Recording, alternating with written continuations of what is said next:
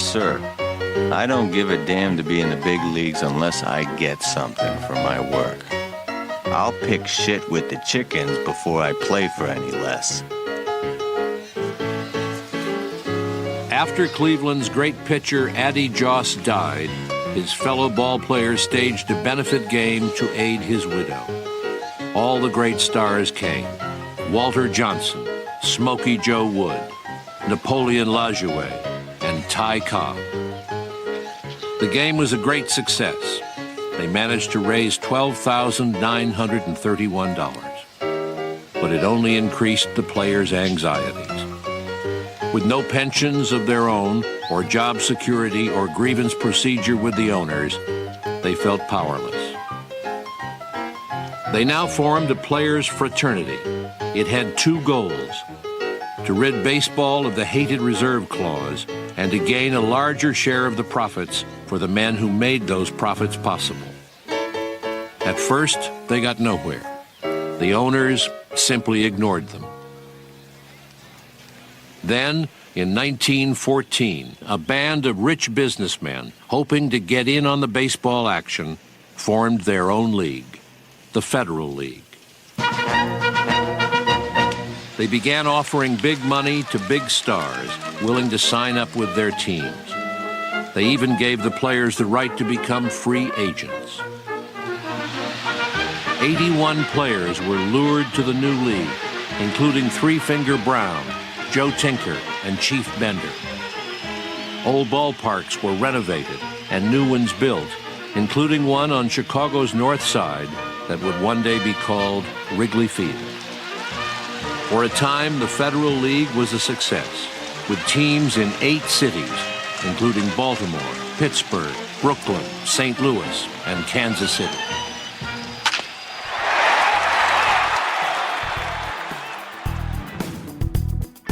Welcome to Good Seats Still Available, a curious little podcast devoted to exploring what used to be in professional sports. Here's your host, Tim Hanlon.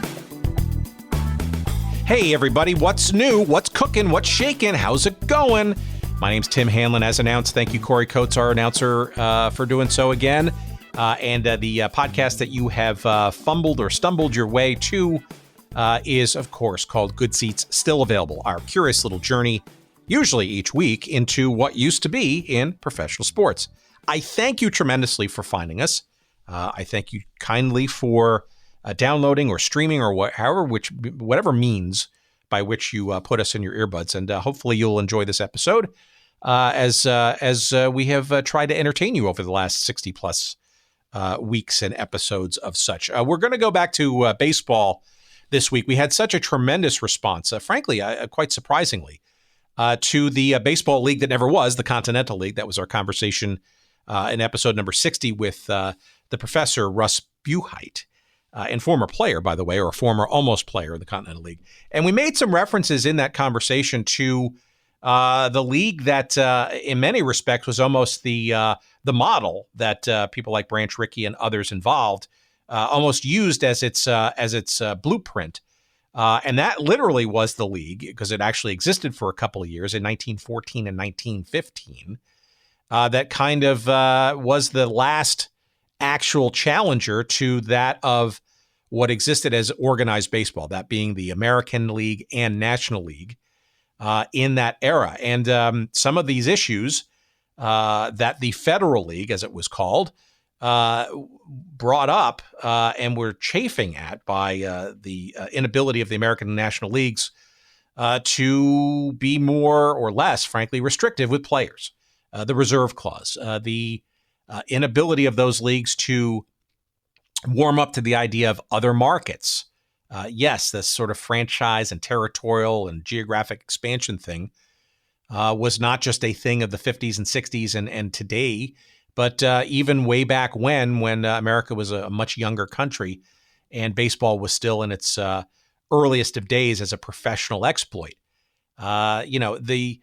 It's like a club, right? When you're part of that club and you've got all the money behind it, and you don't sort of necessarily take too quickly to interlopers and people from the outside with ideas, shall we say? But the Federal League was make no mistake, was no mere idea.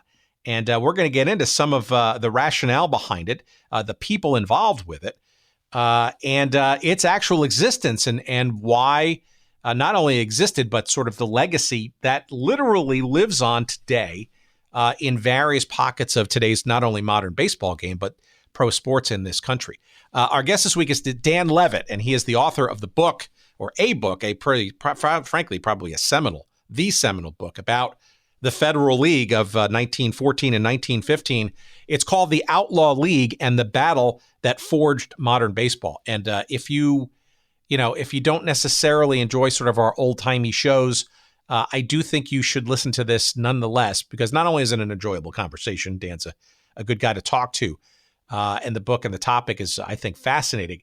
It resonates and is actually as palpable today as it was back then. And the issues, frankly, haven't been fully solved, right? The issues of free agency or the lack thereof, or player mobility, or the idea of how franchises and expansion and or territorial rights and all those kinds of things, and how players are treated. All those things are still very much part of the landscape, and arguably even more pronounced and important than ever, as the money has just gotten gargantuan in professional sports, and the stakes are much even higher, I guess you could even say, than they were back at the turn of the 20th century here in this country. So our conversation with Dan Levitt in a couple of seconds. Please enjoy that in a couple of seconds. Let's get some promotional stuff out of the way. We can't do this show not only without your support, but frankly, our support of our sponsors. And we encourage you to take advantage of some of the cool offers that we have for you from our sponsors. SportsHistoryCollectibles.com is one of those sponsors, and we thank them tremendously. When you go to SportsHistoryCollectibles.com, I'm not sure you're going to find any Federal League stuff, any Chicago Whales or Baltimore Terrapins or Newark Peppers or Indianapolis Hoosiers, any of those teams from the 1914 and 1915 Federal League. But you will certainly find a whole treasure trove of various forms of baseball memorabilia from all kinds of other leagues and teams of a more modern era and a variety, but also not only from baseball, but from all sports, frankly, that have played professionally, and even some collegiate stuff, and some really cool curated things there. And I'm sure you're going to find some very interesting and intriguing things, and a few things, frankly, that you're just going to desperately need to have for yourself. And when you decide that that's the case, you know what you got to do, right? Say it with me. Of course, the promo code. You want to use the promo code at checkout. It's called Good Seats. That's the promo code, Good Seats, when you go to sportshistorycollectibles.com. And what are you going to get? Of course, you're going to get 15% off all of your purchases. So go there early, bookmark it, and go back on a regular basis, because Dean Mitchell and friends have an ongoing assortment of things that they bring into the sportshistorycollectibles.com site. So what you see this week will either not be there the following week, or will actually be supplemented by a whole bunch of new stuff. So as they say, go early and go often. And again, when you decide you desperately need and to have something from that collection, go to sportshistorycollectibles.com, use that promo code Good Seats, and enjoy, please, on us, 15% off of all of your purchases. Also, too, while you're doing that, perhaps even before you do that, make sure you go to audibletrial.com/goodseats and make sure that you get a free audiobook download, courtesy of us, to enjoy and understand and believe and just revel in the excitement that is audiobooks. Audible is the preeminent source of audiobooks in the United States and frankly worldwide. And we can offer you not only a free audiobook download for you to sample and enjoy, but also a free 1-month subscription to the Audible service. That's when you go to audibletrial.com/goodseats, and you will see a vast array of just a ginormous number of books and titles and authors and categories to choose from. I think it's over 180,000. No, I know it's over 180,000 titles. And of course, absolutely no excuse to not be able to find something, not one title that you're going to be able to find in there that will satisfy your interests. And what a great way to sort of use that free credit to enjoy and sample the idea of what an audiobook is and hopefully Audible's version of such will be enough for you to stick around for a period of time and enjoy many more titles at your fingertips. audibletrial.com/goodseats. Again, a free audiobook download for you to enjoy, as well as a free month of the service. And a reminder, of course, that you can cancel at any time. So it's kind of no risk, right? So the idea of getting a free audiobook, you don't like it, cancel, and you've hopefully listened to the book, you've enjoyed it, and you're on your way. But I suspect that you'll probably want to stick around for a little longer because it's a great service and audiobooks are awesome. Thank you, Audible. Again, audibletrial.com/goodseats. All right. Let's enjoy now our conversation with Dan Levitt. I learned a lot. I always do in these conversations, but this one's especially interesting because it really is not just about old-time history. It's about really sort of the mechanics of professional sports, issues that linger today. And here's our chat with Dan about the Federal League. I hope you enjoy it.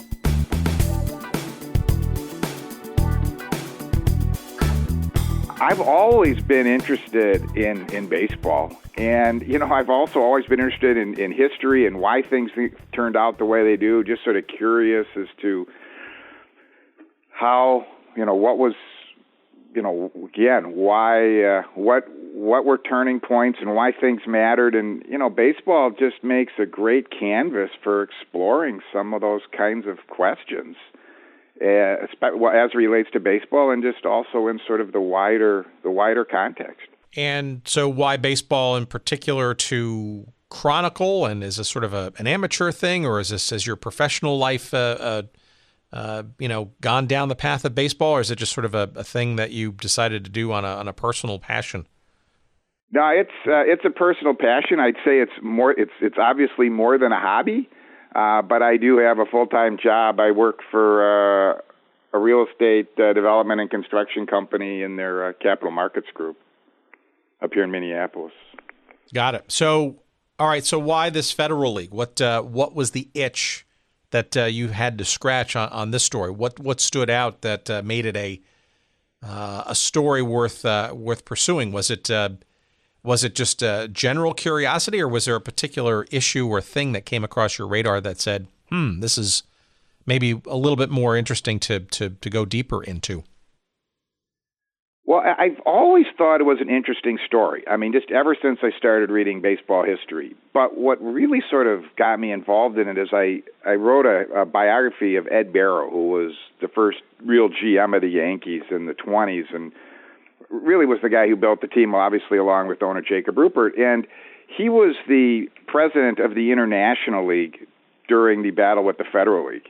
And the International League, which was, along with the American Association, was the highest minor league. I guess the Pacific Coast League too, although that was relatively unaffected. And the International League was probably more negatively affected by the battle with the Federal League than anybody else. And so there was a lot of the book, not a lot of the book, but several chapters dealt with Barrow battling the Federal League. And it was clearly just all sorts of really interesting stories and stuff were coming out of that. And as I dug into his time at the International League during 1914 and 1915, it just felt like, wow, there's a lot of stuff here that people haven't written about before, particularly in the interactions between the two leagues and the trying to sign players away from each. There's been pretty good histories. There was a good history of the Federal League that's been written, but that's sort of the league itself, what was happening on the field, and the really the battle between the two, I don't think had been really dealt with in any sort of interesting treatment. And so I said, all right, I need a new book project. That sounds like a fun one. So let's give our audience a bit of a sense of sort of the prelude to this. So this idea of a Federal League, right? So we're talking about the time in baseball history where the American League and the National League were essentially the two professional leagues, quite separate, but yet, related, that had pretty much at the turn of the century sort of become the place for the most professional of baseball play. And here at the sort of turn of the decade, you had some stirrings about, shall we say, about maybe the American and National Leagues maybe not being the only full story maybe to be told, and the opportunity for more baseball to be played. Yeah, no, I mean, I think that's exactly right. I mean, coming out of the peace agreement between the American and the National League in 1903, the American League, of course, started in 1901, and as a outlaw league itself, eventually, 2 years later, the National League recognized them as equal. Not that they had any choice. The American League clearly had succeeded as equal. And there was this peace agreement which essentially created this whole organization that included the minor leagues as well. And there was a whole structure that was set up between the majors, the American League and the National League, and then all the minor leagues, and a hierarchy set up, and this way that you could draft players, that the higher leagues could draft players from the lower leagues, which is really what defined the hierarchy of leagues, is who could draft from who. And by 1910, by the late aughts, if you will, teams were making a lot of money. The Giants were rumored to be making $200,000 a year. The Cubs were making $200,000 a year, and other people were looking to get into that. The same way that the American League owners in 1900, 1901 thought there was an opportunity to create another league. Folks were starting to think the same thing around 1910, 1912, and you saw these sort of small, sort of funny leagues start in regional leagues. But it was only in about 1912 that you really saw people starting to think about putting teams in larger cities. And a guy by the name of John Powers, right, seems to be sort of the guy in which this would ultimately became the Federal League sort of came about. What was his story? Because it also seems, too, that the idea of a, shall we say, third professional league wasn't really a professional league really to start, was it? No, so there was actually two fellows. You're right. It was Powers, who's trying to start something which he called the Columbia League, which is going to include a team in, I think, Chicago and St. Louis. And this would have been in 1912, and it sort of petered out when a guy named Otto Stiefel, who became active in the Federal League, that he was who was a rich brewer, was going to help fund the team in St. Louis, backed out. Then there was a guy named William Whitman, who also in 1912 started what was called the United States League, which had a little bit more success, again, in a number of larger cities, but just in sort of very small ballparks. And that petered out by about May.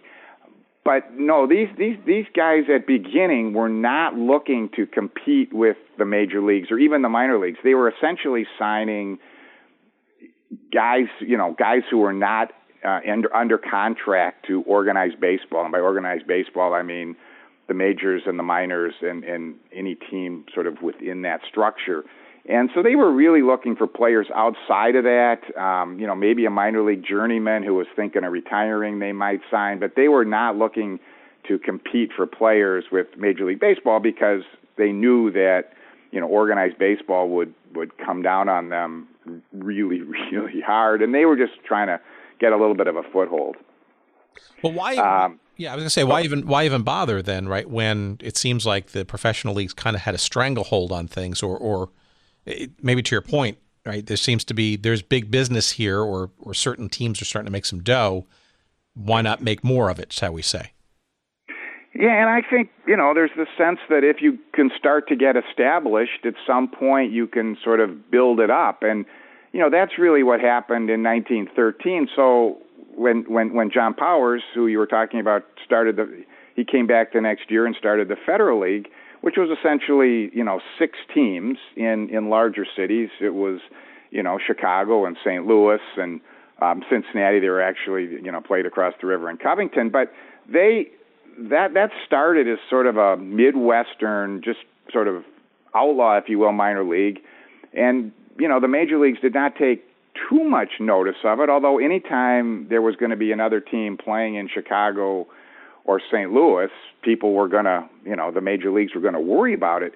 But for the first, up until about July, it was pretty much just, again, like we were talking about, players without major league, who were not under contract to either the majors or the minors. Then what happened, and, you and I, we were trading this a little bit in email, is the Federal League decided, well, maybe there's a chance here to actually compete as a major league, and they brought in a guy named James Gilmore, who was a little bit more professional, to be their president as opposed to Powers. Powers, they were a little bit frustrated that Powers wasn't getting any more notice in the newspapers. The newspapers weren't necessarily carrying their scores. He was a little bit of a sort of a little bit quirky guy. He had the Chicago team play a game down in his hometown of Sheffield, Illinois, which just in a little town because it was his hometown. He once there was a bad ruling by an umpire, and he actually required the game to be played over again, which is obviously something that you typically don't do as a league president out of a bad umpiring call. So the owners were getting a little bit frustrated with Powers. And the other thing that happened was that the organized baseball took a couple players who were under contract to their league, and and so the Federal League had been scrupulous about not signing or competing with players who were under contract or even under the reserve clause with Major League Baseball or any minor league team. And then organized baseball came and took a couple players, and that sort of set them off as well. Well, this Gilmore guy, right, seems like he also kind of, I guess maybe was the true professionalizer, shall we say, of the entity where, he was, if I'm not mistaken, he was a minority owner of the Chicago franchise in this collective. And I think he was kind of the guy who kind of stepped up to kind of convince what then became the Federal League professionally the next year to kind of think about things as a group, right? Not as sort of individual proprietors or franchise or owners and independent thinkers, so to speak. Is that a fair statement? Yeah, I mean, you clearly, if you're going to compete, you clearly have to have a collective mentality if you're going to compete as the upstart. I mean, right? I mean, Ban Johnson, as the president of the American League, clearly controlled his league in 1901, and each owner was not doing what might have just been best for their franchise, which is, of course, the total opposite of the National League team, which was in complete disarray, which was one of the reasons the American League could succeed so dramatically. But yes, he clearly, and the other thing he understood is that he needed wealthy owners. Other than Stifel in St. Louis, the Federal League did not have a bunch of wealthy owners. I mean, these were owned by, upper and middle class groups, large groups of people. You didn't need a whole lot of money to run a small minor league team in 1913. And so he recognized that if they were to compete, they were going to need wealthy owners. And that was clearly, and it would take him another 6 months to do that. But that was clearly his most important thing for the Federal League, was bringing in wealthy owners that could compete, and help bankroll the league. And so how did he sort of go about doing so? And what was the treatise, I guess, he was trying to do? Was he basically saying, hey, guys, we've got something here. Let's take it to the next level. Let's get some money and ... Yeah, so what happened essentially is that, there were 8 teams in the Federal League like there were in the other 2 leagues, and the 4 teams that competed directly with the majors, and some of these teams came later that year, but, Brooklyn and Chicago and St. Louis, he got owners that were wealthy. So the four teams that competed directly with the major leagues, he got wealthy owners. He got Robert Ward, who was probably as wealthy as anybody in baseball, and who was one of the early innovators in bread manufacturing, to own the Brooklyn team. He got Edward Gwinner, who was the son of a contractor and bank owner in Pittsburgh, and then Charles Weeghman in Chicago. And Chicago was clearly the key franchise. And he got Charles Weeghman, who was a restaurateur who owned these lunch counters, which at the time would have passed for fast food. It was sort of the closest thing you had to fast food. And he was sort of a magnet of these lunch counters to own the Chicago team. And Weeghman, like Gilmore, was a big personality and was very much a powerful spokesman for the league. And then they brought in a guy named Phil Ball to help in St. Louis. Ball was an ice plant manufacturer and an extremely wealthy man as well. So in the other four cities, Baltimore is probably the best example. these other cities, Baltimore, Indianapolis, they felt Kansas City, they felt like they should be major league. I mean, these were teams that had double-A franchises, which, again, were the highest minor league. But if you were in Baltimore in 1912, you had a major league team in the National League in the 1890s. You were in the American League in 1901 until the franchise got attacked by the owners of the Giants, and then the franchise was replaced in New York. So you felt like you were a major league. You didn't want a minor league team. And so Baltimore went out and raised somewhere around $150,000 from high net worth local people. I mean, there was no principal owner. They brought in, I don't remember the number, but it was like 300 people who invested in. And so you had this whole civic pride thing going in these the cities that at the time weren't major league teams. So it seems like Gilmore is kind of trapped for bear, right? It seems like he was kind of the guy leading sort of the charge to kind of make this. Was the approach once that money was brought in and once these owners were sort of in the stable, so to speak, was the idea to kind of go to either the American or the National League to sort of work out something to get some of these clubs involved, or was it always envisioned to sort of go rogue, so to speak, and create an outlaw league and compete directly and in competition with them? I don't think it was sort of that well defined. I think it was in the non-major league cities, you had the civic leadership wanted to be major league. And whether that was through something that remained an outlaw league for years or was eventually amalgamated into the overall organized baseball, I don't think mattered. And I think a little bit with the same way with the owners that were in major league cities. Whether or not, I think that they all sort of hoped. I think they looked at the American League as the model. So I think they hoped that eventually they would be incorporated in some way into the organized baseball structure, the Major League Baseball structure. Now, say this, and this is a recurring theme that we've seen in decades later in all kinds of sports, right? The AFL and football, hell, the Continental League, even though it never sort of actually occurred in the early '60s.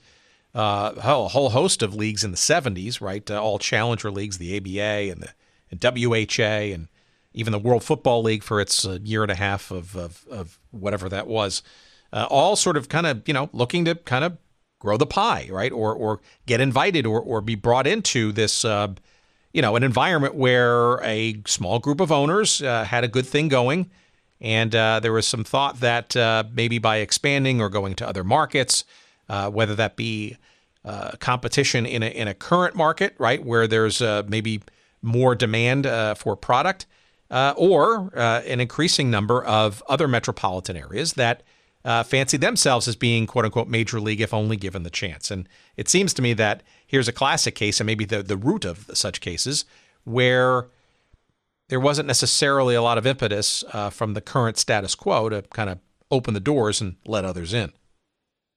Right, and without getting to the end of the story too quickly, and because there's lots of great stuff to talk about in the middle, I would say that the antitrust exemption that baseball got, that came out of the court cases at the demise of the Federal League, was the reason that no baseball league ever could challenge again on the field, whereas in these other sports that did not end up with this de facto exemption could, and that was a huge thing, because once the battle got going, the owners of Major League Baseball, the pressure on players not to sign with the Federal League was really, really intense. And it was stuff like you would be blacklisted if you signed with the Federal League.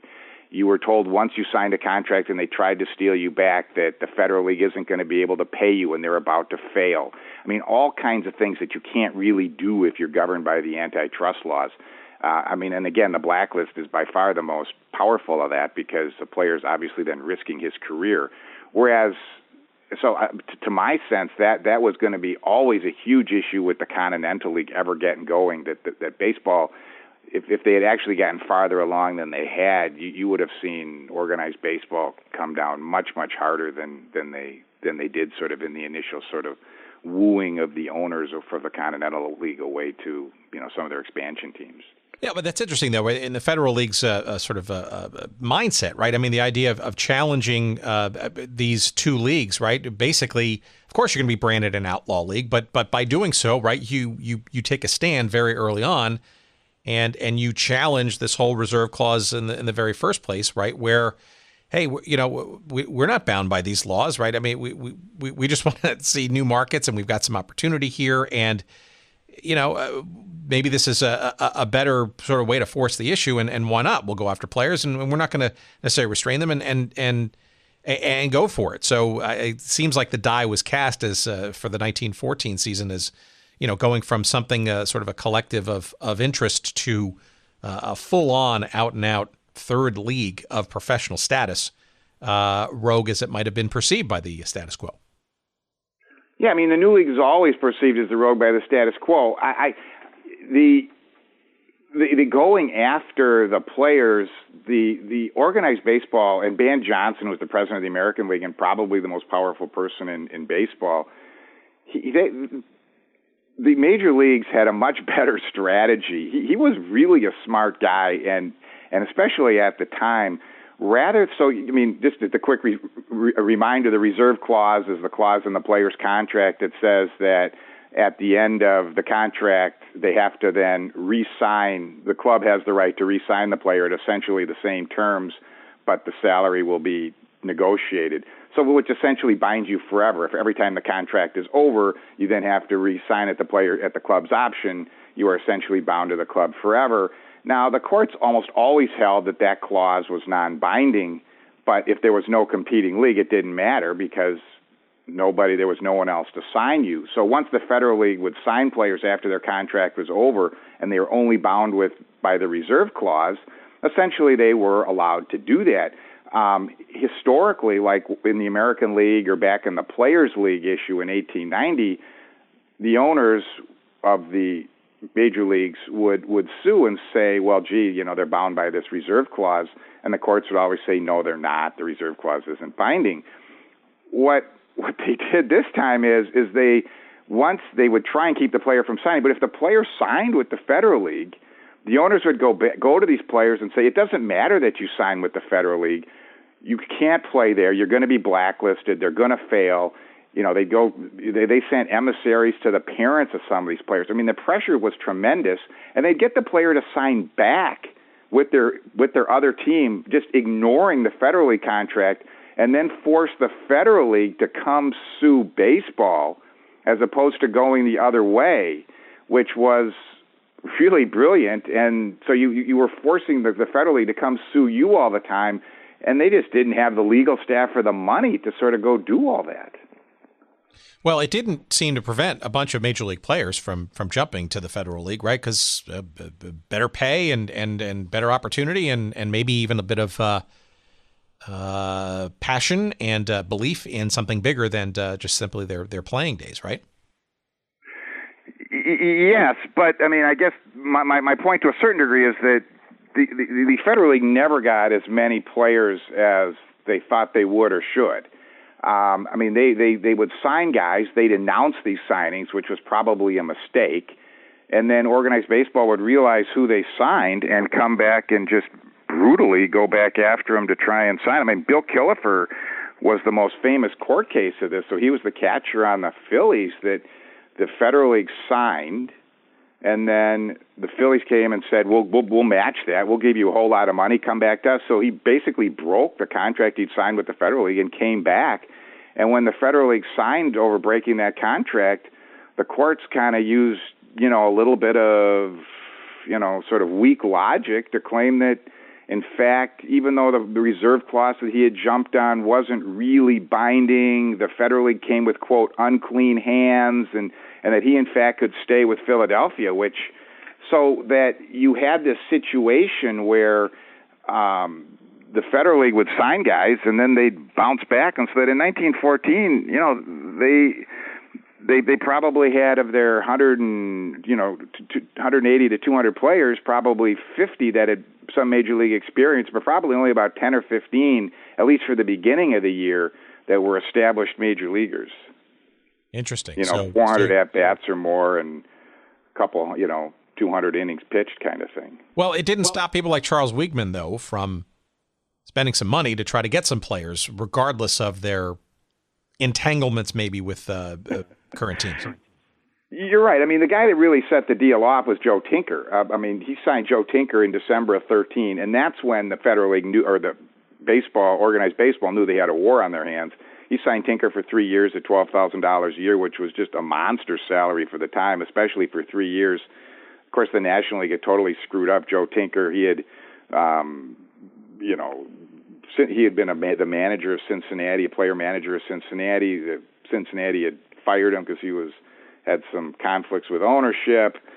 He was about to sell him for $25,000 to Brooklyn. That was all sort of this funny agreement that they had at the National League at the winter meetings, where the writers were egging on Ebbets and Charles Ebbets, the owner of Brooklyn, by telling the owner of Cincinnati that Ebbets didn't have $25,000, and then Ebbets saying, "Yes, I do," and it was just very screwed up and done very sort of on a slapdash kind of basis.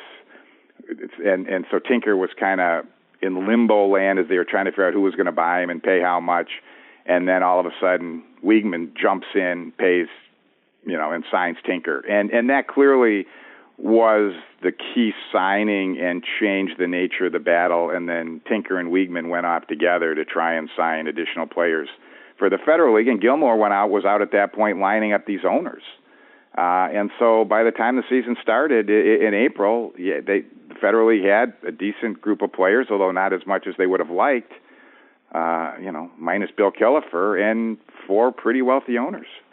Before we get to the other teams in the league as it gets going in earnest as a professional league in 14, more on Weeghman. Weeghman, he's obviously a crucial figure both in this league and down the road, as we'll sort of get to. But it seems like he not only put a bunch of money behind his team, but he also seemed to be sort of very promotionally adept, maybe from his work at owning all these cafeterias. But maybe you give a little sense of sort of kind of the stops that he pulled or didn't stop to pull, or whatever other analogy I'm trying to throw out there. What efforts did he kind of undertake to kind of get his team sort of on the Chicago baseball landscape? Because, to remember, right, the idea that there are 2 other teams competing in Chicago at the time, right? The Cubs and the White Sox, both pretty successful teams. Yeah, having sort of being able to advertise the team in just all of these restaurants of his was a huge advantage. I mean, the other thing is don't forget that at the time, the Cubs played on what was the White Sox played on the south side, and the Cubs played on what was at the time sort of this old west side, several miles due west of downtown, of the Loop. And where Weeghman built what is now Wrigley Field was called Weeghman Park at the time. On this north side, it had just been there had just been a couple of L lines that had been sent up there. And there was a population of about 800,000 people in this sort of northern area of Chicago, which was bigger than pretty much any city in the country except for New York. So there was this huge untapped population recently served by the L, and he did a really good job of getting his park built. There was all kinds of shenanigans from organized baseball trying to buy little pieces of land and fighting at City Hall that he couldn't do certain things. And of course, Weeghman would, they'd give out season tickets to important people in the neighborhood to get them to vote the right way. So he did a lot of stuff to get Wrigley Field built. I mean, he was very much connected within the city, and obviously used all those connections to build the park and try and advertise it. Yeah, it also seems to me he also took some effort to sort of make the new park experience a better and different one from his other major league brethren, right? With the idea, I guess, novel at the time, of trying to take concessionaires sort of out of the stands and interrupting perhaps the sort of flow and the view of the game, and building actually concession stands behind the stands, right, where people could actually go and get food and stuff, without sort of being bothered by the hawking in the midst of the game. Right. No, you're right. I mean, he was a very novel guy, and Chicago was definitely the key franchise in that league. It drew the best. they clearly outdrew the Cubs in 1914 and would have been the only team competing with a major league team that would have outdrawn their major league competitor. Yeah, he was a fascinating guy.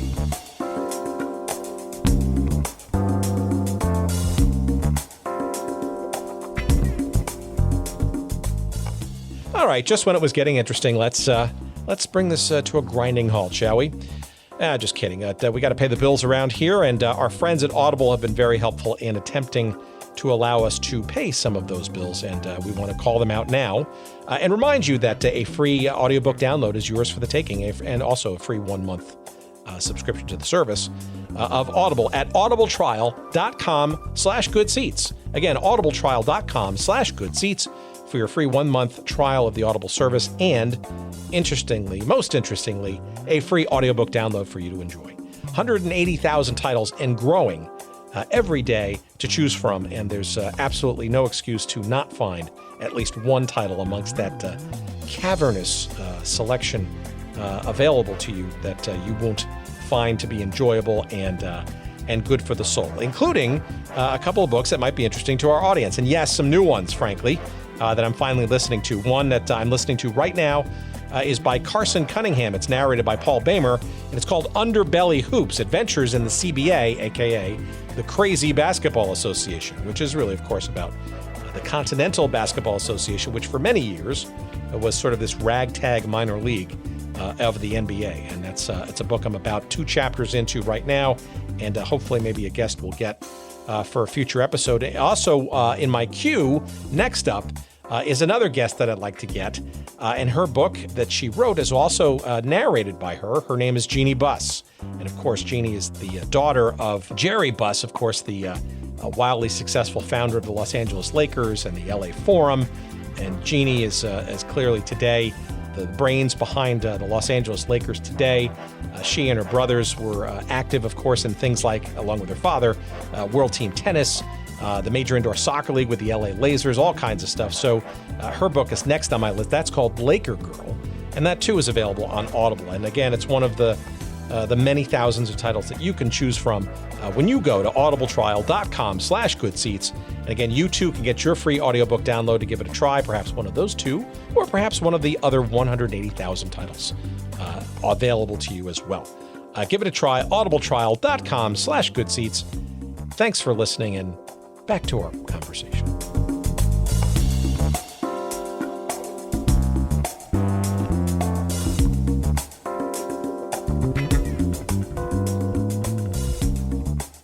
Let's talk about the teams themselves, because what I never really understood is sort of the names of them. You mentioned, so there's Baltimore, there's Brooklyn, Buffalo, the Chicago team, Indianapolis, Kansas City, which had been relocated from what was suburban Cincinnati and Kentucky, Pittsburgh and St. Louis. But what I'm confused about is sort of the naming convention, right? So when you look back, you see the names like the Whales of Chicago, right, or the Buffalo Blues, right? But in 1914, though, did the teams actually have those names, or what's this Fed name thing? Because I can't really understand the convention of the names of these teams in 1914 when the league was getting going. Most people call them Buff Feds. They just put Feds at the end. Balt Feds, Chi Feds for Chicago, Slew Feds for St. Louis. So the Whales, for example, it was done at the end of 1914 as a way to try and generate some interest in their team, additional interest in the league. They had like a poll, and the way they do it today for an expansion team, right? They ask everybody to send in names, and a bunch of people sent in names, and Chicago decided to go with the Whales. Most people still just referred to them as sort of the start of the city and then Feds. Kansas City was the Caw Feds. Some of these had names, but it was... Why was that, do you think? I mean, it was just because they just didn't have time, they couldn't think about it, or they wanted to get fans involved and maybe, see the product and then sort of get involved and then name the teams afterwards? Or was it just maybe they forgot to name it? I'm just curious as to why that was the case. Well, I think it was mainly that the press just sort of I mean, I think at the time names were a lot less, in general, names were a lot less formal than they are today, right? I mean, you had, the New York Yankees, for example, were called the Highlanders and the Yankees, and they were sort of, both those names were in process at the time. And I just think that it was much less formal how teams were named, and there was really whatever they were called in the press at the time, and they were, you were the Buff Feds or the Chi Feds as opposed to whatever you necessarily wanted to call yourself. But I don't think that was unique to the Federal League. I think at the time, again, names were much more informal in general. Right? You had, like when Wilbur Robinson was hired as manager of Brooklyn, all of a sudden they were the Robins, but people still call them the Dodgers, the Trolley Dodgers as well. So I just think the whole thing was a little more informal, I guess, if I use that word for the fourth time in this paragraph. No, that's interesting. So on the field, though, pretty competitive, right? Yeah, I mean, I don't want to overstate it. I mean, they were clearly better than the minor leagues, but they were clearly a notch below the major leagues. I mean, I guess I'd compare it maybe to wartime baseball. To be a major league, I think, I think playing ability obviously matters. I think, to define a major league, there's other criteria as well, such as, do the major leagues regard you as a threat, and do they recognize you as a major league? Does the press recognize you as a major league? Are you viewed as do you have control over your players, right? I mean, which is the difference between a major league and a minor league, and that a minor league doesn't have control over their players. The bigger leagues can draft them and take them away. I think on all of those, it clearly was a major league. And again, I think the talent-wise, I mean, I think the best team in the Federal League probably was no better than the worst team in the majors. But again, I guess I'd compare it sort of to wartime baseball in terms of its talent level. So, but clearly it was also doing pretty well at the gate, right? I think in Chicago especially was an interesting story, right? Because you had the Chi Feds outdrawing actually the White Sox. Excuse me, they were outdrawing Cubs somebody. For sure, and maybe the White Sox. I mean, the problem is that attendance. There's no real good attendance figures. The major leagues sent what they call clockers to these games to actually like sit in the stands and record how many fans were there, and they came up with these numbers that were clearly too low. Then you had the Federal League itself, which didn't really release attendance figures, but at the end of the year would release numbers that were wildly inflated. There's a couple of ways to sort of back into what the numbers were, and if you based on there were some papers at the Hall of Fame based in the Herman papers that you can figure out sort of what the Kansas City attendance was for about the first 2/3 of the season, because one of the major league teams got a hold of that from the team itself. And then you can sort of back into it from Baltimore, which as part of some of these court cases had income statements released. And if you can sort of figure out that if the average ticket price was 70 cents and the visitor was getting a quarter, you can kind of sort of back into what their attendance ought to have been.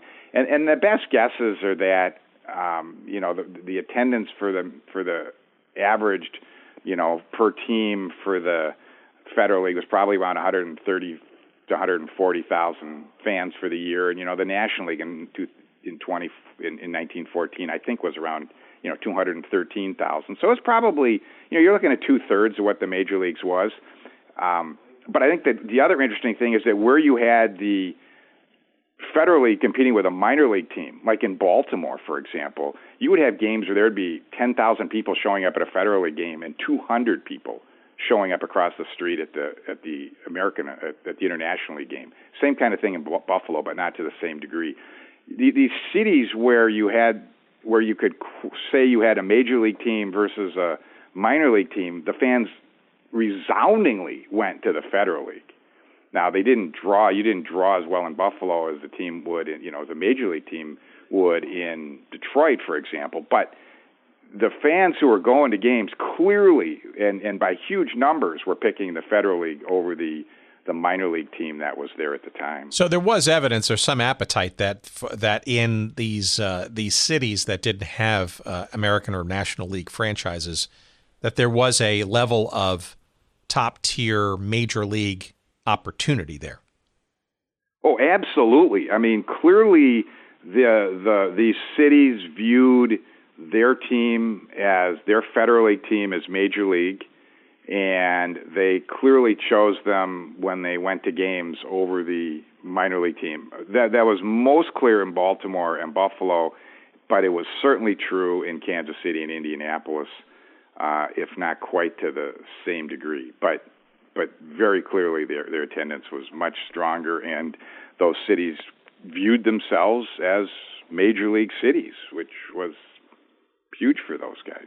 Yeah, and that's interesting too, because you've got sort of like it's a dual-headed sort of approach, right? You're trying to compete competitively and truly be accorded major league status, or at least confusion, in the cities that had an American League and a National League, or in some cases like Chicago, both franchises, where you're also at the same time trying to, I guess, till some new soil with the Baltimores and the Buffaloes of the world. I stand corrected. Before I mentioned the Chi-Feds of 1914, they actually outdrew the Cubs, but not the White Sox. So if you think about it, right, that's for a fledgling league that didn't exist the year before, was arguably amateur in status the year before, and that thus branded an outlaw league by the two incumbents.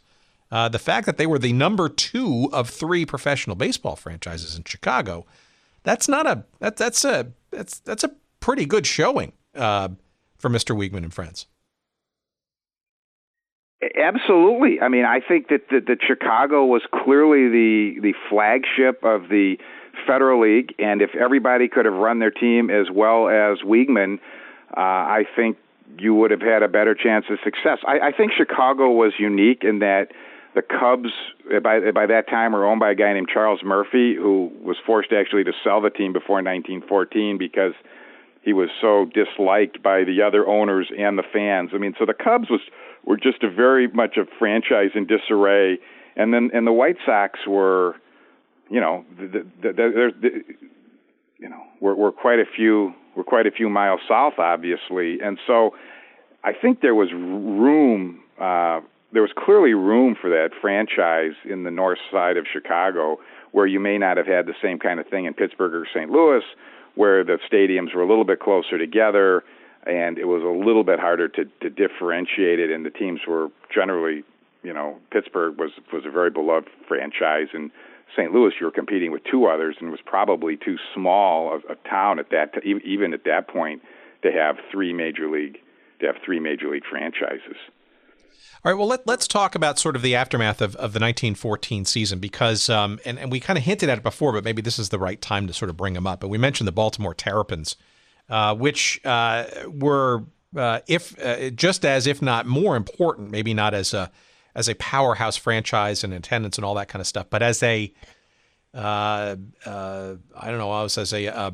metaphor for the league itself, and its consternation with the idea of the reserve clause and some of the other sort of issues, the antitrust concerns, the ability for others who wanted into the professional big-time Major League Baseball game to get into it.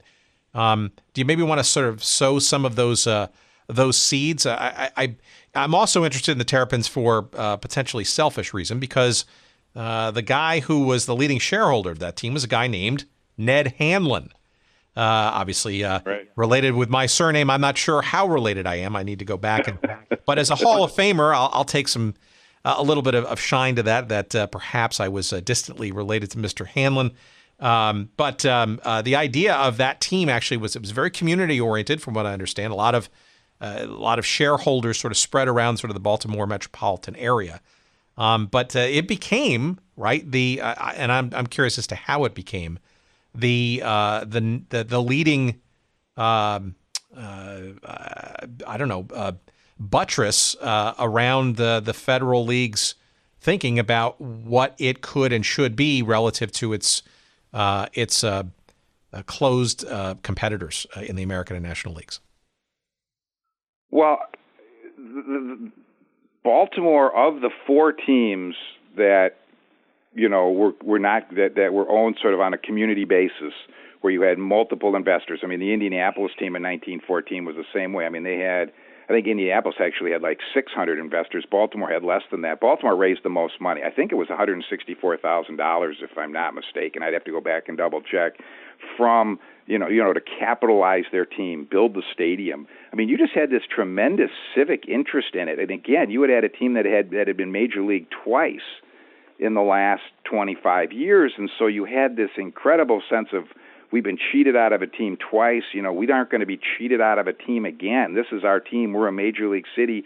Baltimore at the time was one of the top 10 largest cities in the country, and so this was a very civic kind of thing that we want to be major league, and we're going to make sure that we hold on to this.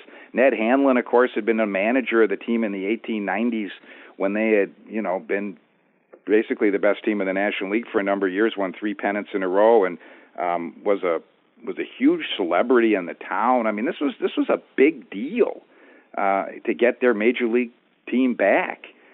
And we're jumping ahead a little bit now to the end of the 1915 season. We can step back wherever you'd like to take this, but that's where they were the ones who, when the Federal League owners settled with the major leagues to go out of business and take a payoff, they wouldn't settle for their settlement, if you will, because they didn't want to take money and go away. They wanted to be a major league. They wanted to be a major league city. Well, and that's fair. So we can go back to the team specifically in a minute, but it's my understanding that off season, though, that 14-15 off season was kind of where the league, though, kind of started this whole process about going after the AL and the NL with an antitrust sort of lawsuit dimension to things. Is that right? Yeah, so what happened, so essentially there was some hope for a peace agreement after the 1914 season. Actually, Weeghman was, if Weeghman and Ward and Brooklyn and Ball and St. Louis could have all been given the rights to buy a major league franchise, they probably would have abandoned the Federal League at that point and gone on. And that eventually fell through. And once it fell through, the Federal League sort of rededicated itself to pushing ahead. Before you go further, why do you think that fell through? Because the leagues didn't sort of see the threat as viable? They didn't think the Federal League could last another year? Hubris? All of it?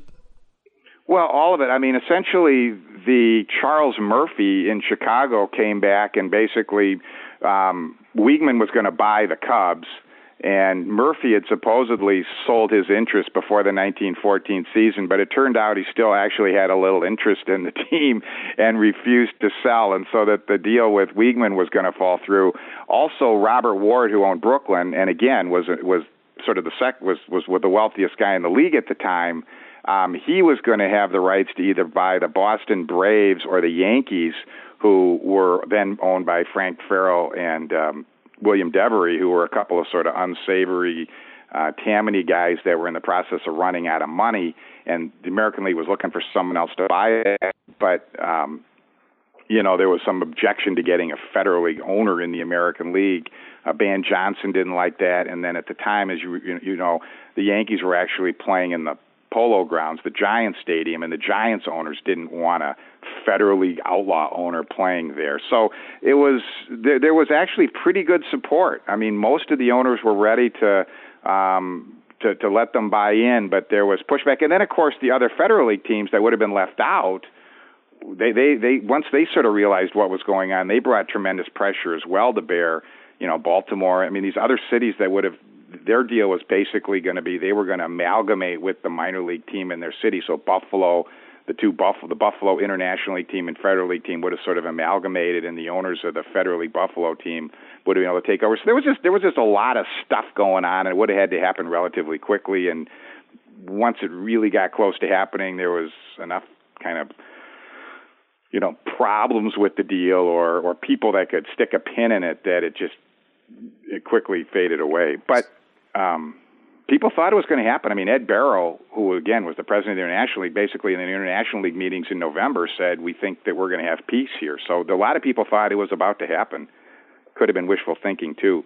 Well, I guess so, because you even had some new owners come in the midst, right? So I'm curious as to either it came before, during, or sort of after the determination that peace was not going to break out before the 1915 season.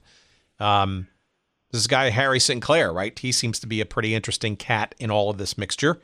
And just to go back, the Indianapolis Hoosiers franchise actually won the 1914 title, beating out the Chi Feds by a game and a half for the pennant. However, Indianapolis did not seem to be a big draw at the gate. And I think that's sort of why Sinclair was brought into the mix to maybe take that franchise and do something better with it. But maybe you can sort of give a little bit of background as to who this Harry Ford Sinclair character is and was. Sure. So that's an interesting story. So Sinclair. So essentially, once the peace settlement failed, or sort of kind of went away because there was enough of people that could throw roadblocks in the way of it, both sides sort of went out to try and bolster themselves for the coming year, and part of that was going out to find new rich owners. And in fact, both sides, Gilmore and Weeghman, actually met with Jacob Rupert, who went on to own the Yankees at French Lick, Indiana, where the hot springs were that Rupert would vacation at. And Ban Johnson of the American League sort of managed to talk Rupert into buying the Yankees. But both were going after Rupert. Both sides are trying to bolster their ownership with rich guys. And a guy named Pat Powers, who had been a longtime executive, who disliked organized baseball for his own reasons. He had been forced out as president of the International League. He knew Gilmore, and he knew Sinclair. And Sinclair was just at this time. I mean, he was really a wealthy guy. He had basically an oil. It's now Sinclair Oil. He was a rich oil guy in his late 30s, looking for something fun to do, and Powers basically talked him into taking a shot at the Federal League. And Powers was going to be the president of the team, and Sinclair was going to be the owner. And the first team they were going to take was Kansas City, which essentially owed a whole bunch of money to the league, and the league essentially declared it bankrupt and owned by the league. Kansas City didn't want to lose their team and actually went to court and claimed that the league couldn't take the franchise back, and the court ruled for Kansas City. So all of a sudden, you had this guy Sinclair who wanted to move a team to New York, and Powers, for his own reasons, wanted to put the team in Newark. Powers was from northern New Jersey, and he felt like between Newark and Jersey City, there was a population of about 600,000 people, and there was a real opportunity to put a team in Newark. And so you had Sinclair now, you had a guy with money, but you didn't have a franchise. So then at the last minute, they kind of went to Indianapolis and managed to, and Indianapolis also owed a whole bunch of money to the league. Robert Ward in Brooklyn had been funding both of these teams. And what happened to a certain degree in Indianapolis is Ward had been funding Indianapolis, and for giving all this money to Indianapolis to keep them going, they were supposed to send them some good players. Well, once Indianapolis realized that they had a chance of winning the pennant, they said, no, we're not going to send you any good players. And so some of the directors there, the actual sort of, were funding the money, were funding it out of their own pocket. And so they were, by the time that the season ended, they were pretty much out of dough between both themselves and and all the preferred shareholders, all the people who invested in the team. If you're selling shares in your team for $1,000 or $500, those people aren't going to sort of keep wanting to pony up every time there's a shortage. So anyway, that team was willing to be sold to Sinclair. Sinclair basically paid off about $80,000 of Indianapolis debts to acquire that franchise and move it to Newark. But it was a little bit dicey there at the end because they thought they had Kansas City, and Kansas City stopped them at the last end by getting the courts to rule that they couldn't take their franchise away. But he went all in, right? I mean, he built a new stadium in Harrison, right on the /Newark border there. Yep. He went after John McGraw of the Giants with a gigantic contract, which, McGraw, obviously a legend in the making, and obviously down the road as Hall of Famer, who famously rejected it, right? So proving he couldn't be bought, so to speak. But it didn't seem like Sinclair was was done just absorbing debt and moving a franchise, right? He seemed like he'd be doubling down on something that he thought obviously would be something going into the 1915 season. Oh, absolutely. I mean, he clearly thought that this was something that could work, and Powers was a baseball guy, so he had a baseball guy on his side. It was just an interesting. Supposedly, he offered McGraw $100,000 salary, and I guess if he really offered that, it's hard to see McGraw turning that down, just given the amount and the prestige that would have come with that. But he clearly came after McGraw very hard, and yeah, he was one of the early sort of frustrations within the Federal League is that you had Robert Ward, who felt like he was owed these players from Indianapolis, and then you had Sinclair, who bought the team and had just come up with $80,000 to bail out Indianapolis. And so there was actually this debate between Ward and Sinclair within the Federal League over which players should be, Ward would be able to take off of his team. And both of them, one of them saying, I've been bankrolling this league for a year now, these players are mine. And Sinclair saying, I'm spending all this money to try and, put a team in Newark, and now I'm losing my players. So yeah, he was all in, and these owners wanted to win. There's no question, like you were talking about earlier, that there's obviously a huge value to being able to sort of run the league as an institution and fight as a team. But there's no question these owners were in it to win, too.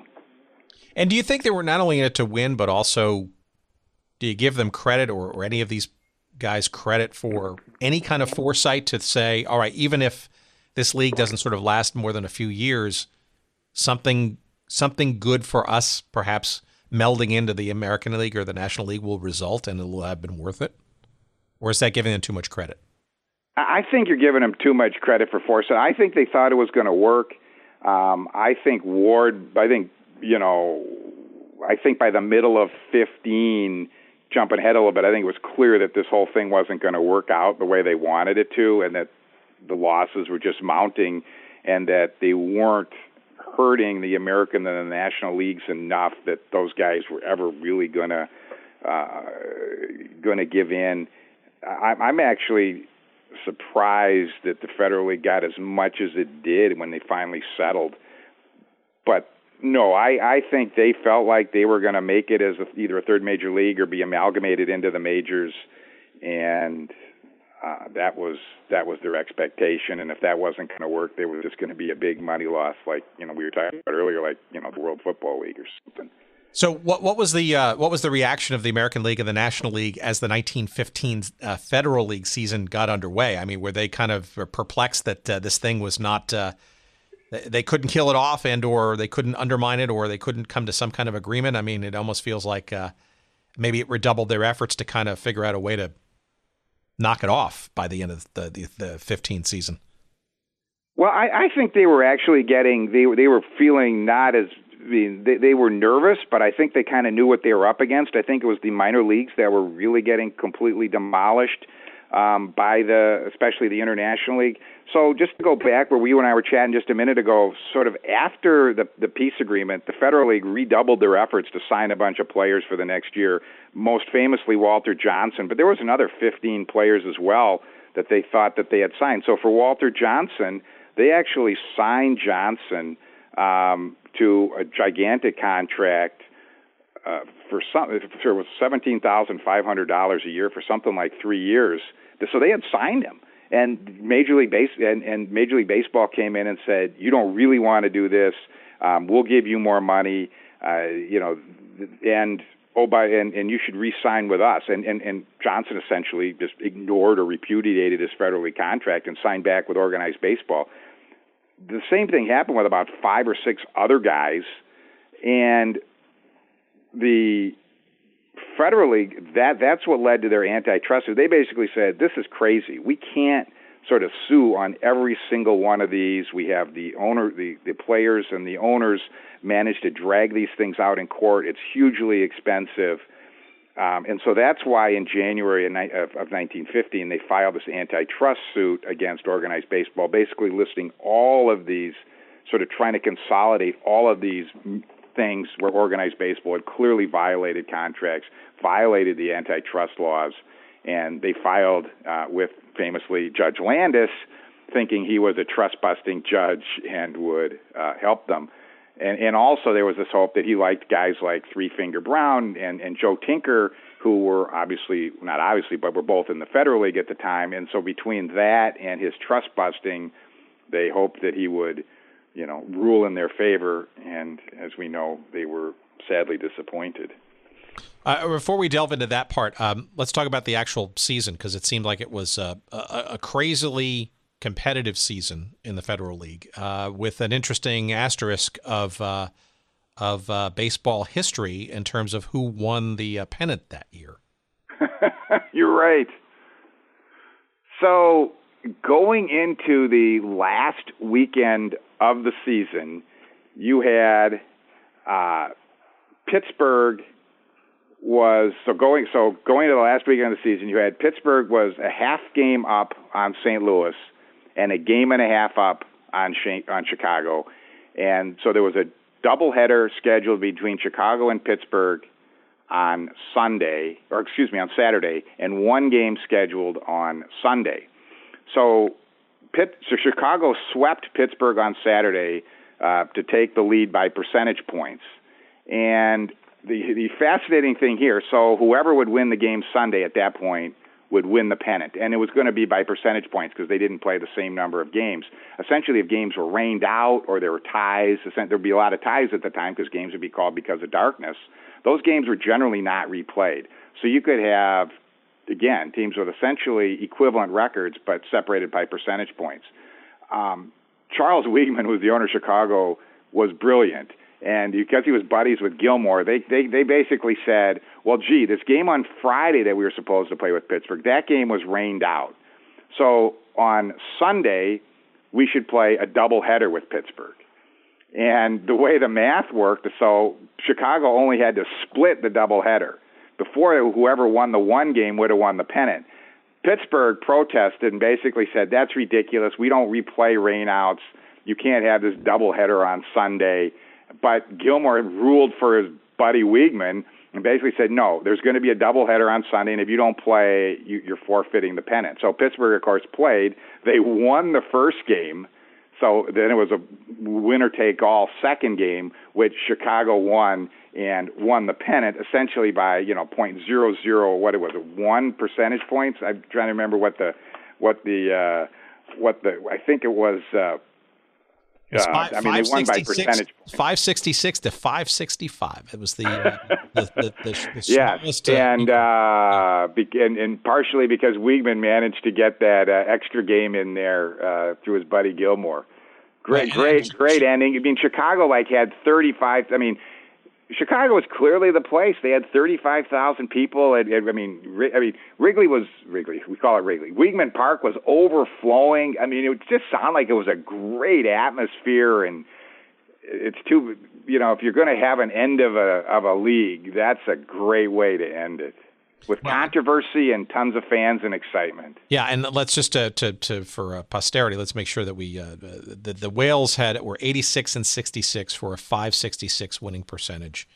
The St. Louis finished with a 565 winning percentage, and Pittsburgh had one game. I think it was one game behind or had not played or whatever because of this the scheduling imbalance, and they finished at a 562 winning percentage. So you really had three teams that effectively finished in a kind of almost like a three-way tie, but was split by a mere percentage point or two. And it's probably the, I guess, closest to the extent that the Baseball Hall of Fame considers it. The closest race ever in the history of the sport of baseball, frankly. I don't think mathematically you could be any closer. I mean, effectively, you had the two top teams had had essentially the same record. I mean, it was a great ending, and especially when you figure in that sort of all the machinations to try and get that extra game against Pittsburgh. But given all that, though, it would seem that there's some good stuff here. But it's clearly maybe maybe it was, as you said before, was kind of unraveling ahead of time, and it was almost sort of maybe sort of in motion that this league was not going to continue past this 1915 season. So maybe this is the time to sort of bring back the antitrust lawsuit and all of that was already in motion, but obviously also helped maybe sort of bring cooler heads to the table. And I guess it wasn't a merger per se, but it sure feels a lot like it going into the off season of 15-16. Yeah, I mean, it's basically without being subject to the antitrust rules, I think the Federal League realized that it was really, really hard to be able to sign ball players. I mean, just given the pressure that organized baseball could bring, and then essentially having them break Federal League contracts and Federal League forcing them to sort of sue on every single case. And so the Federal League their players in 1915 were good, but they hadn't gotten sort of the bump that they had hoped to get with this sort of like this 20 sort of person raid at the end, with Walter Johnson and Paul Parrott and Ivy Wingo and other guys they had lined up that sort of then went back. And by the second half of 1915, the Federal League just wasn't drawing. In Pittsburgh, they were drawing in the hundreds of fans if they were lucky. Some of the teams were dropping their bleacher seats to 10 cents from a quarter to try and get people. Brooklyn was just not drawing at all compared to the Dodgers. And so it was hard to see where they were going to be able to make it, given the expenses of being a major league. And then you had this antitrust case. So Judge Landis, I think, he was a trust buster. He knew baseball was a trust, but he also liked, baseball. I mean, he was, everybody believed organized baseball when they said that if anything else came up, it would destroy it. I mean, he felt like if he ruled, I think, to a certain degree for the Federal League, it would, be really bad for organized baseball. So what he did is, as you know, he just didn't rule. He just sat on the thing. So you had the Federal League waiting for this ruling that organized baseball was violating the antitrust laws, and, Landis just didn't rule. He just kept sort of postponing any sort of ruling. And so as the year 1915 went on, the Federal League was continuing to suffer huge losses. And then the other thing that happened is in October of 1915, Robert Ward died. So essentially, he was bankrolling all these other teams. Sinclair was helping. And once you didn't have Ward to bankroll all these other teams, again, teams like Kansas City, and at the time, mostly Kansas City was mostly then, but it also was a little bit of Buffalo. And it had been in Indianapolis the year before, it was just hard to see where the Federal League was going to be able to go on. They weren't going to have someone to help bankroll them, and it wasn't clear where they were going to be able to sort of get players and keep going. So it seems like almost that Landis's indecision or lack of a time frame to sort of make a decision almost encouraged the two sides, organized baseball and the Federal League, to kind of almost sort of backhandedly maybe actually brought them closer together to kind of iron out some kind of agreement. No? Yeah, I agree. I mean, I think that had he ruled that baseball was violating the antitrust rules, I think you would have seen a lot of players jump because they would not have had to worry about the blacklist, and baseball could not have sort of treated the contracts with the same impunity as they were before. Although, again, the contract issue was not an antitrust issue. That was just sort of a violation of contract issue. But you would have clearly seen a different response. So, yes, I think that, and I think Landis, despite all his, what we know about him now, his arrogance and his sort of quirky personality, I think he was a very smart guy, and I think he recognized that this was a very likely outcome of his just sitting on this thing, that it would lead to some sort of a settlement.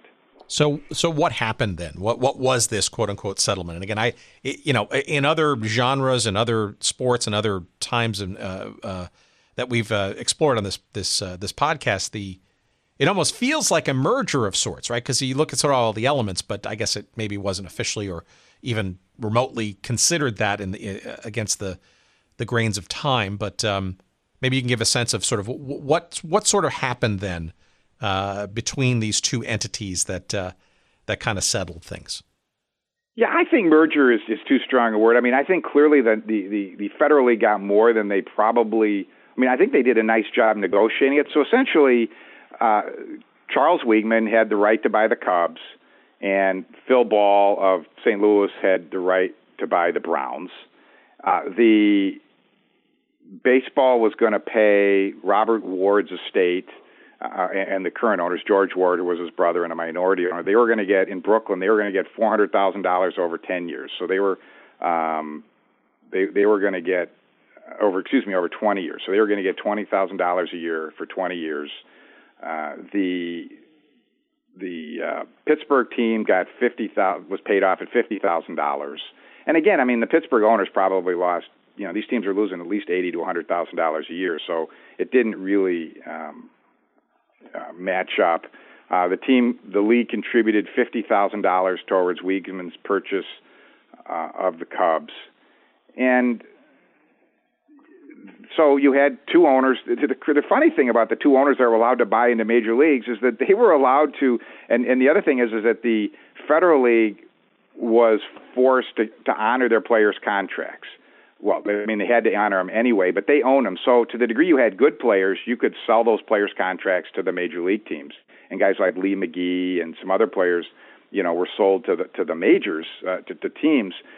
On the other hand, if you couldn't sell them, you were forced to, if you had signed a guy to a 3-year guaranteed contract, you were forced to pay him for another year. So there was both some positives and negatives to that. But the interesting thing, so since the Federal League teams owned essentially their player contracts, the 1916 Cubs and the 1916 Browns were basically amalgamations of two squads.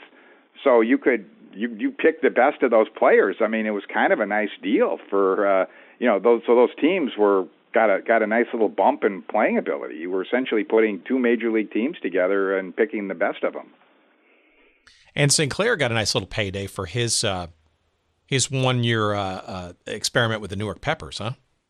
Yeah, he got $200,000, I think $10,000 a year for 20 years. I think it was probably less than he lost, but he also he took over the player contracts for all the teams that had sort of gone out of business. So Kansas City and Buffalo had really forfeited their franchises to the league. They hadn't been able to pay their bills for the end of the year, and the league was just sort of subsidizing them. So he took over a whole lot of those player contracts and had the ability to sell those players to the major leagues to the degree he could get anything for it. Do we want to talk about the asterisk that was Rupert Mills and the Newark Peppers? Sure. So Rupert Mills had been signed by Newark before the 1915 season. He was they signed him from Notre Dame, and they signed him to a 2-year contract. And essentially, I think it was $3,000 a year, and Newark wanted to buy him out after the season. They tried to buy these players' contracts out, and Mills said, "I don't want to be bought out." So Mills would show up. So this was 1916. There was no league. He would show up at the park at 8:30. Sit around there for a bunch of hours till lunchtime, go have lunch, come back, sit around till 6 and go home. And he would collect. And eventually by about July, both he and the Newark folks had sort of grown tired of the charade, and they agreed to some settlement. But yeah, he would show up every day for about 4 months so that because he didn't want to take a buyout and he wanted to get what he had been promised. Yeah, that's a funny story. I agree. So technically, you had a player in a league that didn't even exist anymore.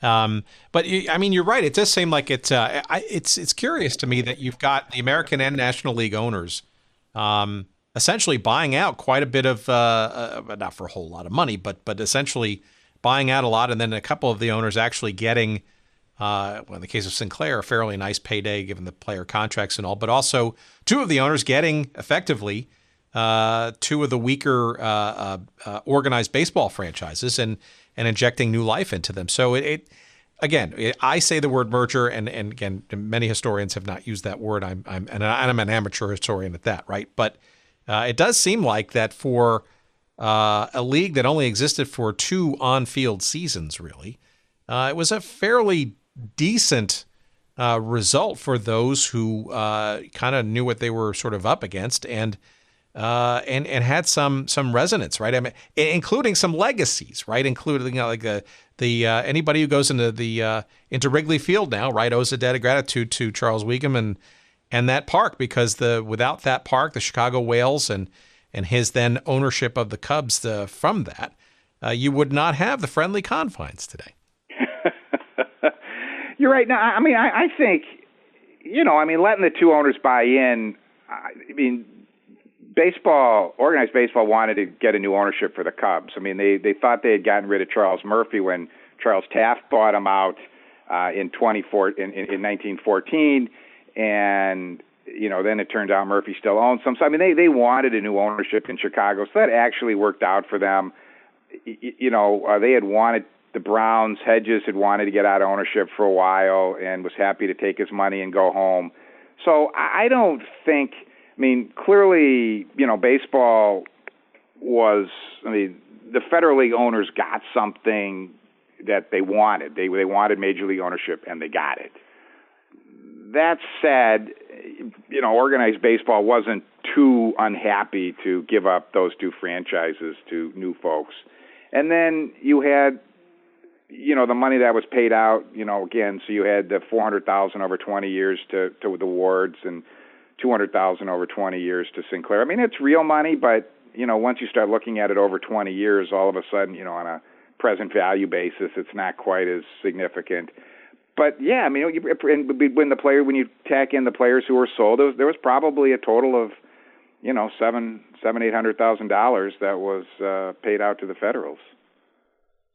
All right. Well, I guess let's round home. No pun, perhaps pun, with this on this story with the years that followed, because we mentioned it before a couple of times, but the Baltimore Terrapins, to your point earlier, the ownership did not kind of want to go quietly, and really that there were sort of the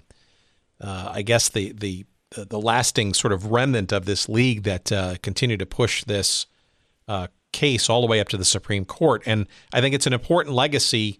If you want to kind of just gently walk us through sort of what this Federal Baseball Club versus the National League case was about, and sort of what transpired.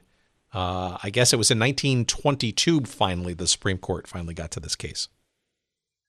Right. So the other teams, Kansas City and Buffalo, that were sort of owned municipally or community ownership, they had run out of money, but Baltimore hadn't. And Baltimore, when the two sides reached the settlement, Baltimore said, no, that's not the deal. I mean, we want to be a major league team. You can't just sort of collapse this league on us like this. And so they basically sued everybody, including the other Federal League owners, saying, it was unfair the way you collapsed this league, and Major League Baseball shouldn't have been able to do all this stuff to us through the antitrust laws. And so they sued under the antitrust laws and said, this isn't right. You can't do this. Baseball is a violation of the antitrust. Baseball violated antitrust. And so it went to, they actually won at the first level, at the first level of the court. That said, when they won, the judge essentially instructed the jury that baseball was, in fact, interstate commerce. And just without getting too legally technical here, for Congress to be able to have jurisdiction over something, over an industry, it has to be interstate commerce. Otherwise, it's within the state, and it's just governed by state laws. Today, essentially, the way the courts interpret things, pretty much anything is interstate commerce. But at the time, it was a much narrower definition of what was interstate and what was commerce. And the judge in that first case said it's interstate commerce, so the jury naturally ruled for Baltimore, and they gave him $80,000, which under the statutes was tripled to $240,000, and then they were awarded legal fees. So essentially, Baltimore got $264,000, which was a lot of money at the time from baseball. Baseball appealed, and it actually looked for a time like there might be some sort of settlement, because baseball they could always lose. They didn't want to keep going and be possibly subject to antitrust laws. And Baltimore, they clearly weren't going to be given a major league franchise, and so if they could come out with something close to that 264, that might look good. But they couldn't settle. They kept going, and eventually it went on appeal. The courts ruled that not only the courts actually ruled it two ways in favor of organized baseball. They ruled that baseball was not commerce, that playing baseball was not commerce, it was entertainment, and that it was not interstate either, that taking players across the line, players going across state lines for the sake of this entertainment was not. So it wasn't interstate and it wasn't commerce, and it was appealed to the court. Baltimore then appealed that to the Supreme Court, and the Supreme Court ruled 9-0 actually in favor of organized baseball, that baseball was neither commerce nor was it interstate, and so it was essentially given this de facto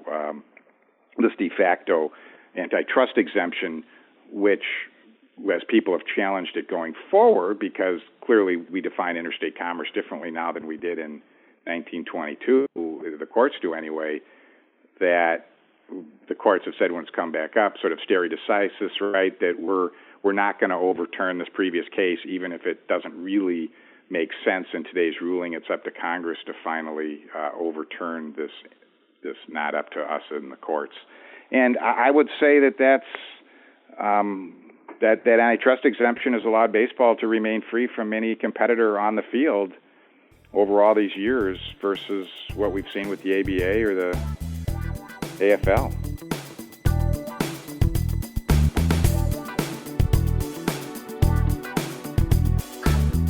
All right, our thanks to Dan and our enlightenment about the Federal League. And, it was obviously many, many years ago, more than 100 years ago now. But, look, if you're a fan of the Chicago Cubs and you go to Wrigley Field and enjoy the friendly confines, well, you know what? You should understand that history, because without the Federal League and the chai-fed whales, or I guess the Chicago Whales, I guess at the end of the time, and the brand new stadium in 1915 that Charles Weeghman enabled for his fledgling team. That's the source. That's the origination of that stadium, and it exists today. It stands out as a crown jewel of Major League Baseball, and without understanding history, you sort of can't appreciate, I think, some of the cool things that you experience today, including, the World Championship of the Chicago Cubs a couple of years back, right? So every time you step into the friendly confines of Wrigley Field, remember where that all started. That was the Federal League, as well as a whole bunch of other stories and dynamics, again, as we've said, some of which still exist today when it comes to player relations and franchise and expansion and ownership versus labor and all that kind of stuff. Those are things that are timeless, for good and for worse, and that's the prism by which we love to explore some of these conversations and journeys. So our thanks to Dan. Again, the name of the book is called The Outlaw League and the Battle That Forged Modern Baseball. You can find that wherever good books are found. Of course, you can also find a link to the book to purchase said tome on our website, of course, at goodseatsstillavailable.com. Just search up the episode with Dan Levitt, and you can find a link, and you'll see some nice images and stuff, as well as, of course, all the dozens and dozens of other episodes we've done thus far, and obviously for those yet to come. It is there. Of course, you can also find the various places that we distribute this show, just about wherever you find good podcasts. On the site there, you also find our various social media handles as well, and we'll just give you those as a little shortcut right now. That's at Good Seats Still on Twitter. You'll find us on Instagram at Good Seats Still Available. You will find us on Facebook, of course, a little page devoted to us at Good Seats Still Available around that. I think that's the definition or the label of the page there. You will also be able to email us. Just go to our website for that. What else? All kinds of good stuff. Just go to the website. You can't remember any of it. You'll find everything all there, and by all means. So you also get our newsletter. We have a new newsletter sort of going up and running as well. If you want to sort of get a head start on what those episodes are going to be for this week, you can sign up for that there as well.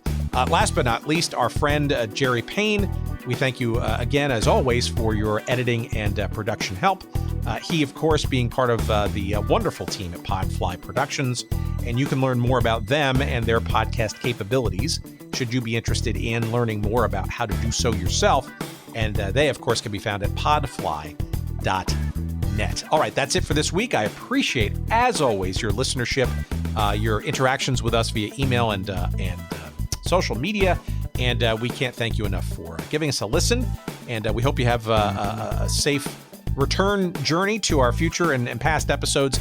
Let us know what you think. We always love to hear from you. Take care, and until next week, ta-ta.